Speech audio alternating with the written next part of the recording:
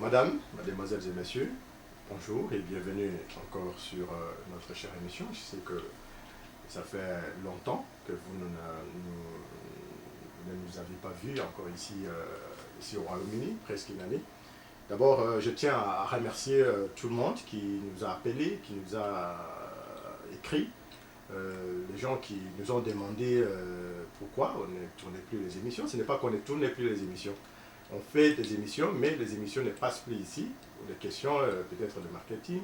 Mais pour l'instant, suite à vos insistances, nous sommes revenus à tourner les émissions ici au Royaume-Uni. Je vous remercie beaucoup vraiment pour vos soutiens. Aujourd'hui, pour cette première de cette année, je reçois monsieur Théo Ngombo, qui est le président et représentant de l'UDPS UK. Nous sommes avec lui ici. Il va essayer un peu de nous expliquer l'idée de congrès de l'UDPS, parce que de ça qu'il s'agit. Normalement, ce sera organisé demain samedi, mais nous avons préféré de lui avoir dans notre studio aujourd'hui.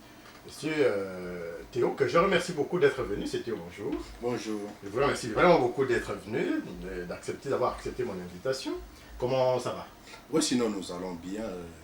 C'est pourquoi nous sommes venus répondre à l'invitation de ce soir.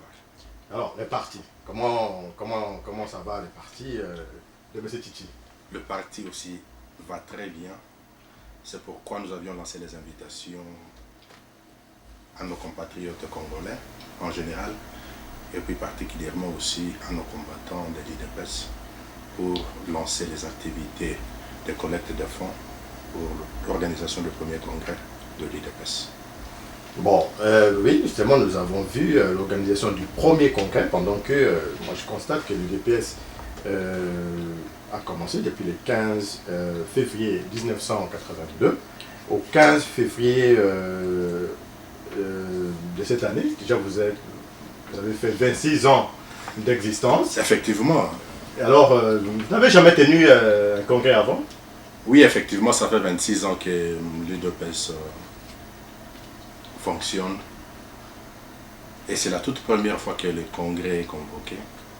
Jusque-là, donc, nous sommes dans la période de levée de fonds. Effectivement, et comme c'est une première, cela ne veut pas dire qu'il y avait manque de volonté au sein des membres de l'UDPS, non. Mais le climat politique aussi ne permettait pas enfin que le congrès soit convoqué.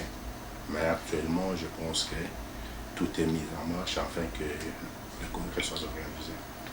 Ben, l'explication peut-être